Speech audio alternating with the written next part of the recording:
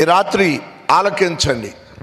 ఇలా మనము సువార్త సభలు ఏర్పాటు చేస్తున్నాం కదా, వీటిని సువార్త మహోత్సవాలు అని పిలుస్తాం.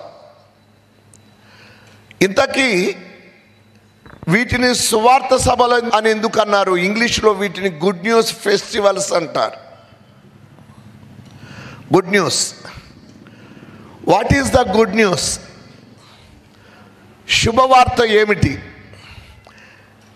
మనం చెప్పిన దాన్ని సువార్త అని ఎందుకు అన్నాం? శుభవార్త, సువార్త, గుడ్ న్యూస్ అని ఎందుకు అన్నాం? ఇంతకీ ఆ సువార్త ఏంటి?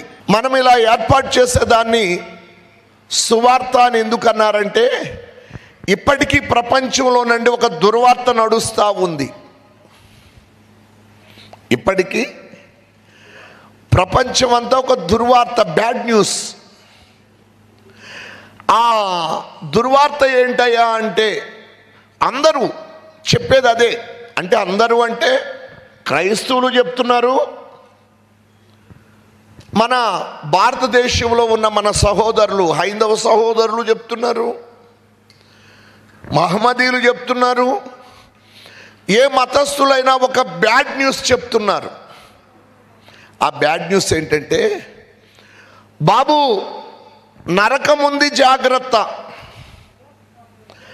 నువ్వు నరకానికి పోతావు,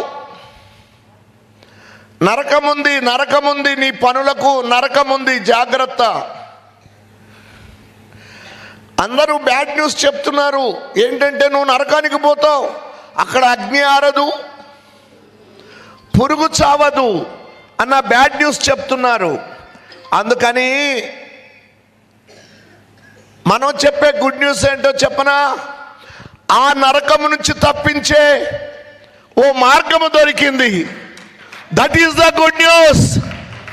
అందరూ ఒకసారి దేవునికి స్తోత్రం చెప్దాం. హల్లెలూయా. 2019లో ఒక జబ్బు వచ్చింది, తెగులు.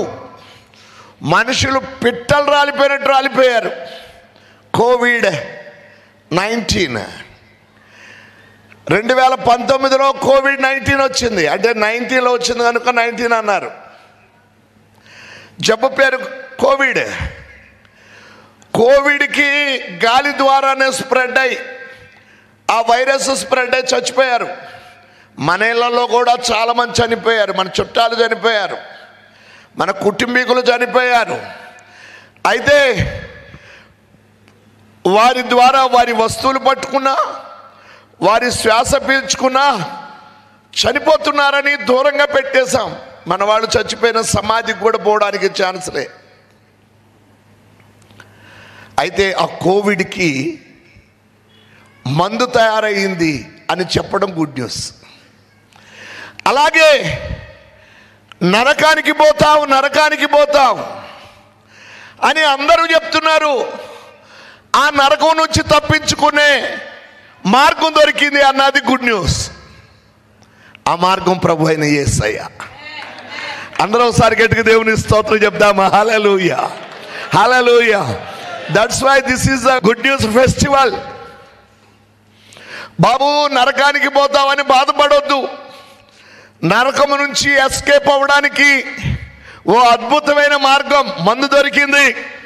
అదేంటంటే యేసుక్రీస్తు ప్రభు మన కొరకై ఆయన మన ప్రతి పాపమును ఆయన కలువరి శిలువలో ఆయన భరించి, ఆయన మన యొక్క పెనాల్టీ ఆయన చెల్లించాడు.